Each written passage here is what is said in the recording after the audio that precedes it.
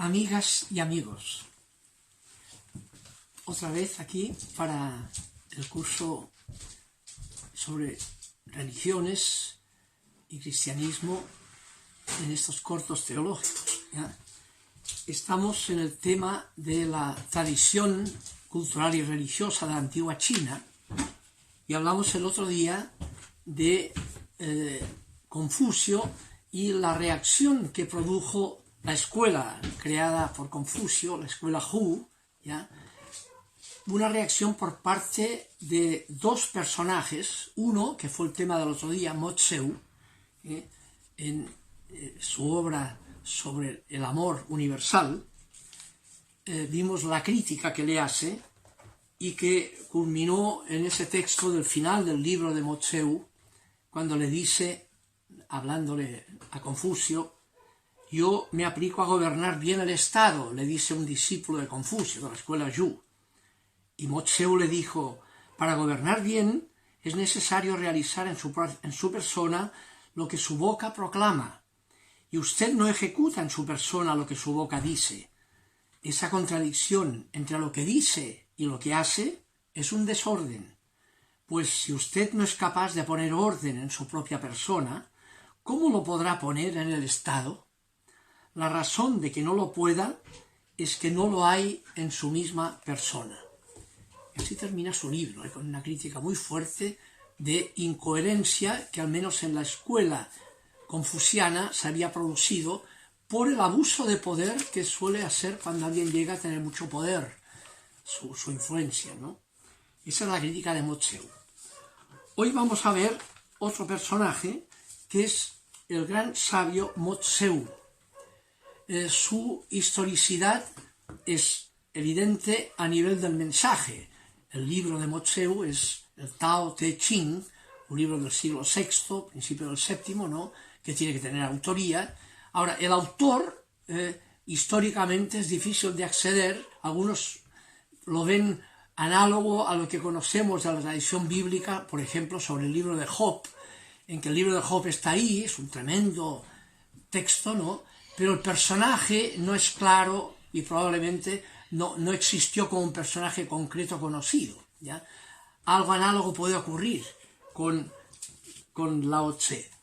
Ahora, hay alguna tradición dentro de la tradición china, del taoísmo, ¿no?, en que incluso hace coincidir a Confucio y Lao Tse, y hay una tradición de un encuentro entre ambos, ¿no?, en que Lao Tse es viejo, es el viejo sabio, Confucio es más joven, habría sido más joven, y un día lo fue a ver para plantearle algún problema.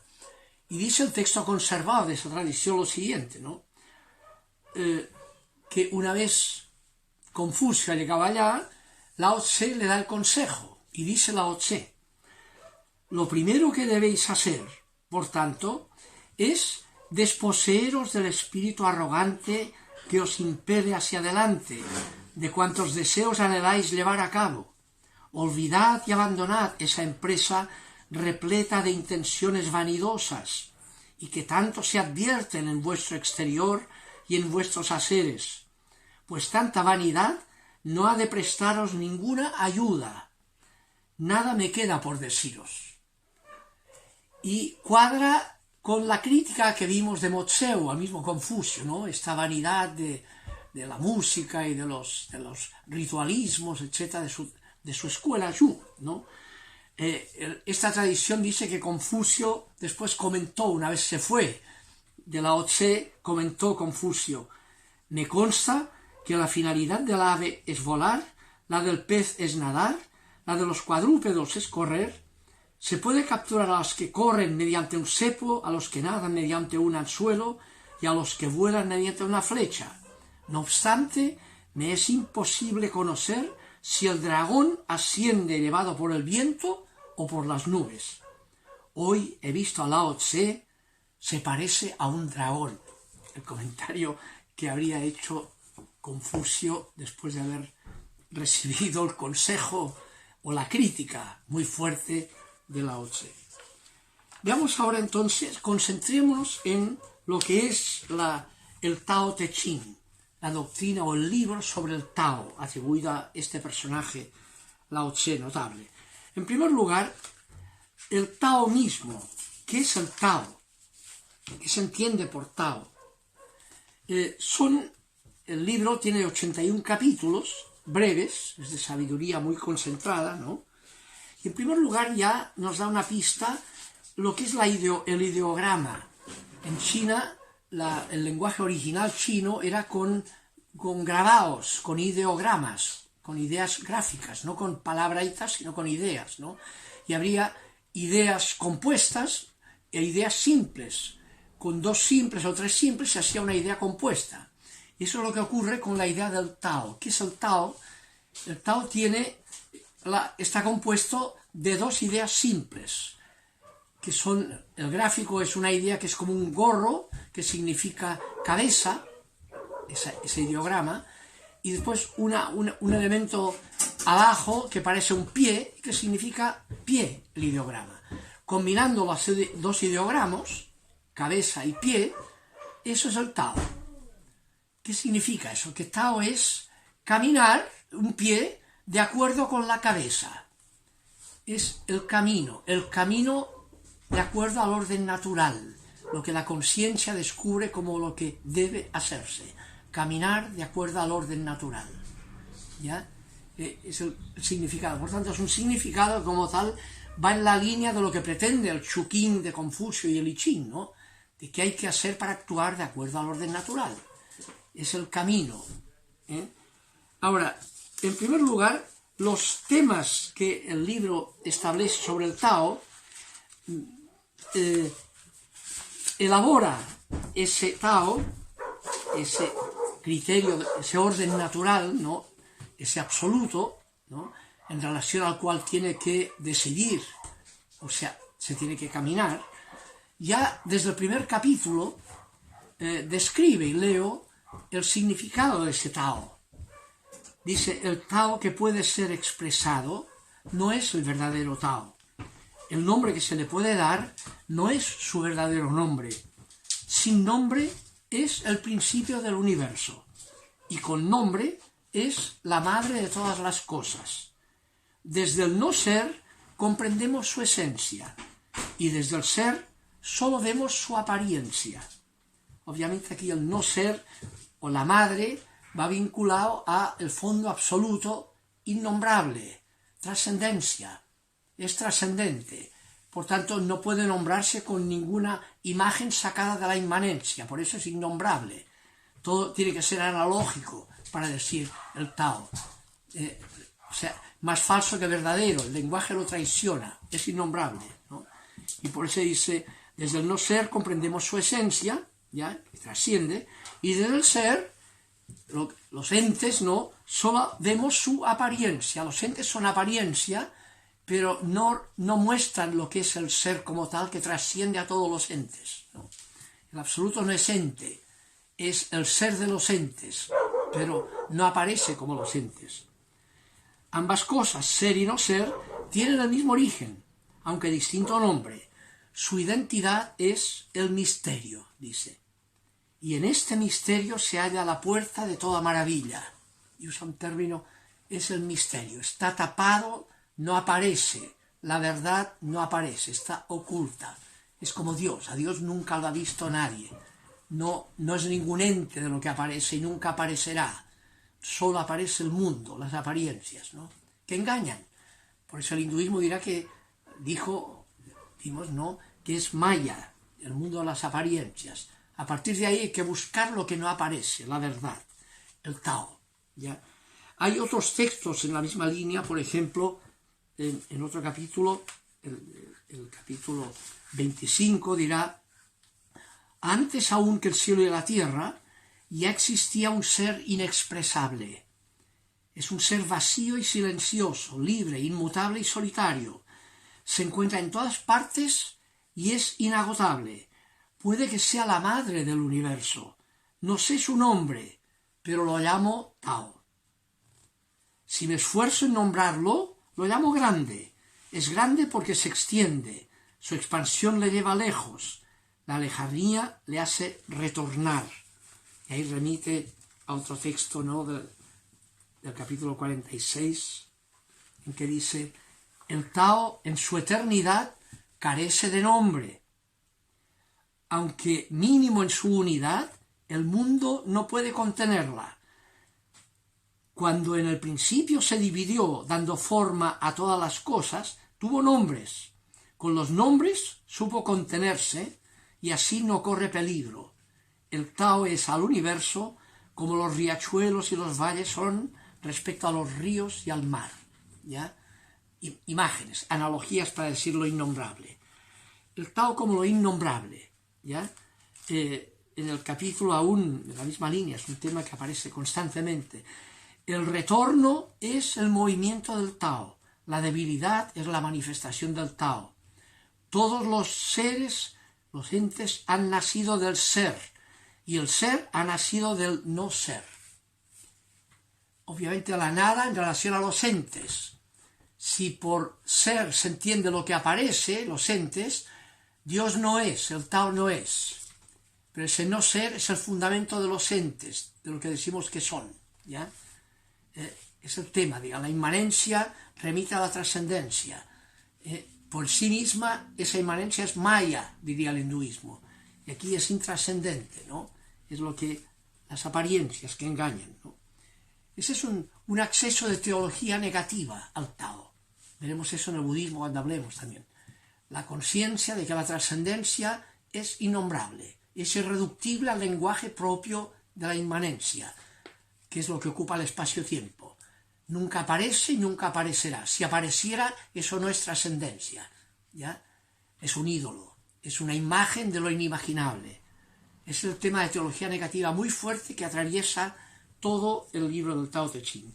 El otro aspecto es que este absoluto, innombrable, siendo así absoluto, es relacional a partir de sí mismo.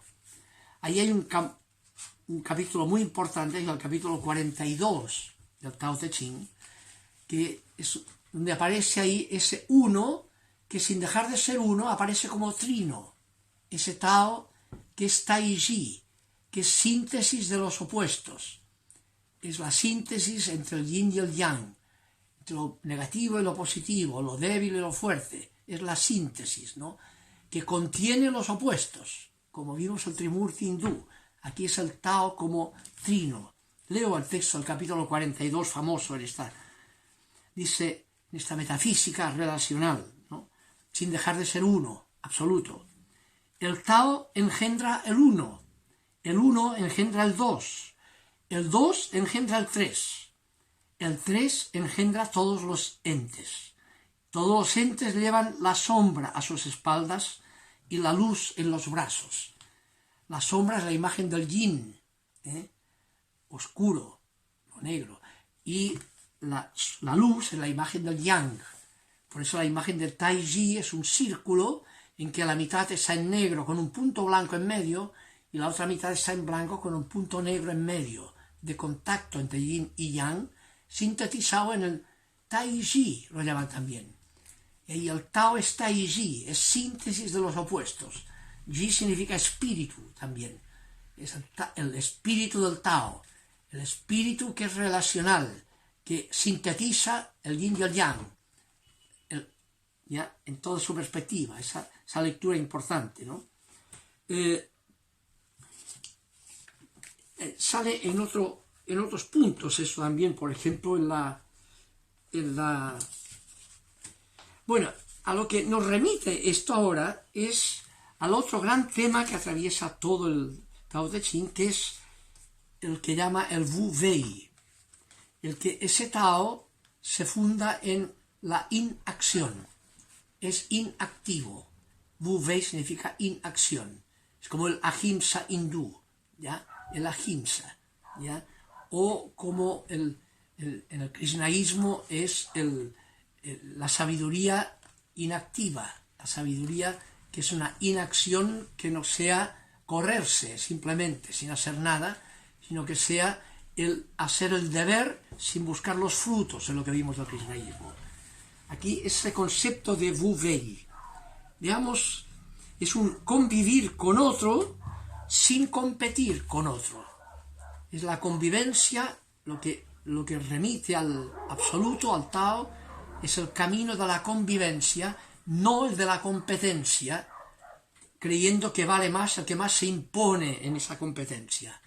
Lo que vale es la convivencia.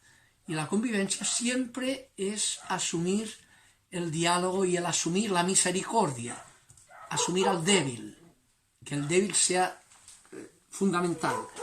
Dice, por ejemplo, el 43, ¿no? Lo más blando del mundo vence a lo más duro. La nada penetra donde no hay resquicios. Por esto conozco la utilidad de la no acción, del Wu Wei. Enseñanza sin palabras, eficacia en la no acción.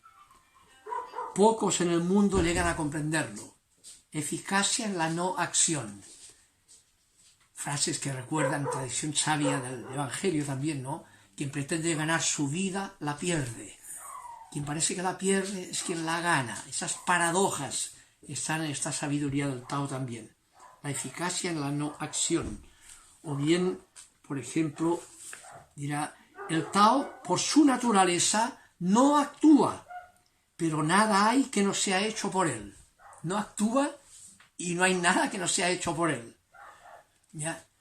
Es como Dios. Dios está presente en el mundo como Dios está. Y el mundo es autónomo al 100%. Dios no actúa nada en el mundo. Todo lo que ocurre en el mundo es efecto de causas mundanas. Y sin embargo, no hay nada que no sea, en que no esté presente ese absoluto divino. Lo que decimos en el mismo catecismo, Dios está en todas partes, sin estar en ninguna parte, como el mundo lo está. Dios está como Dios está, no como el mundo está. Y toda la forma de aplicar a Dios causalidades sacadas del mundo es analógica, no es descriptiva, es más falsa que verdadera siempre. Eso está aquí también, teología negativa, ¿no? Dice, sin deseos es posible la paz, y el mundo se ordena por sí mismo. Sin deseos es posible la paz, porque los deseos producen la competencia y la pretensión de que valgo más, y ahí va mi deseo para lograrlo, ese fruto, esa eficiencia, porque si no valgo menos. ¿Ya? Por eso, como veremos en Buda, dirá que la raíz del sufrimiento es el deseo. ¿Ya? ¿Cómo lo aplica para terminar a la política? Esto, a la política que es el campo en que se movía Confucio. De ahí viene la crítica que hay desde el Tao Te Ching a la perspectiva confuciana que ya vimos en Mo Cheu y en Lao Cheu. Dice, por ejemplo, lo siguiente, ¿no? En estas paradojas aplicables a la política. El buen militar no es belicoso, el buen guerrero no es irascible, el buen vencedor evita la guerra, el buen conductor de hombres se supedita a ellos. Esta es la virtud de no combatir para poder conducir a los hombres. Este es el modo más perfecto de unirse a la norma del cielo, al Tien, ¿no? Al orden natural, al Tao, ¿ya? O bien, por ejemplo, otra más. Con rectitud se gobierna el Estado, con sagacidad se lucha en la guerra, con la no acción, Wu Wei, se conquista el mundo. ¿Cómo lo sé? Por esto, cuantas más limitaciones y prohibiciones haya, más pobre será el pueblo. Cuantas más armas, más desorden habrá en el mundo. Cuanta más astucia, más hechos extraños ocurren. Cuantas más leyes y decretos, más ladrones aparecen. Por eso el sabio dice, yo nada hago y el pueblo por sí mismo progresa. Yo quedo en la quietud y el pueblo por sí mismo mejora. Yo no negocio y el pueblo por sí mismo se enriquece. Yo nada deseo y el pueblo por sí mismo vuelve a la simplicidad. ¿Ya? A descubrir lo que vale la pena. De hecho, estamos en un mundo de competencia tan fuerte y estamos en un mundo más inseguro. ¿Ya? Además, toda la lectura que hay de la cultura actual como resultado de la tremenda eficiencia occidental lleva a que es un mundo cada vez más infeliz, con más riesgos de autodestrucción. Es la lectura que hay aquí. Se ha pretendido que el que logra imponerse más hará que el mundo funcione mejor, y logrando imponerse más con estos métodos de la tecnología en función de esos frutos de imposición del deseo, cada vez está peor, cada vez es más riesgosa la existencia. Esa es la sabiduría de fondo que hay aquí, ¿no? Y finalmente, para terminar con el último, dirá lo siguiente, el último, el 81, las palabras veraces no son agradables, y las agradables no son veraces. El hombre bueno no gusta de discutir, y el que discute no es hombre bueno. El sabio no es erudito, y el erudito no es sabio. El sabio no atesora, y ofreciendo a los demás se hace rico. Ofreciendo a los demás, compartiendo, se hace rico. El camino del cielo beneficia y no perjudica. O sea, cuando se perjudica, eso no corresponde al orden natural, al cielo. La norma del sabio es obrar sin combatir, actuar sin buscar los frutos, diría el krishnaísmo, ¿no? Actuar sin competencia, actuar por convivencia. Si el mundo tuviera eso como criterio, todo el mundo se entendería con todo el mundo. Pero si se pone como criterio que hay que imponerse en la competencia con la eficiencia que eso implica, estamos ya en la lucha del poder y se impone más el que más tiene a costa de producir más víctimas. Es lo que está ocurriendo en nuestra situación actual de Ucrania con Rusia, de Occidente con Oriente Medio, en África. Estamos verificando la verdad de esta sabiduría. Y como ya dice, para terminarlo aquí, son palabras veraces que no son agradables, y las agradables, las que disimulan el problema, no son veraces. Eso es lo que hay que rumiar, lo que aporta el Tao Te Ching. Bien, seguiremos, entonces con esto terminamos el tema en China, y el próximo día partiremos ya con la tradición, veremos por qué lo pondría ahí. Querría concentrarme en una sesión en el tema de la cultura y religión ancestral mapuche. La cultura y religión ancestral mapuche. Ese es el tema del próximo día. Nos veremos, que estén bien.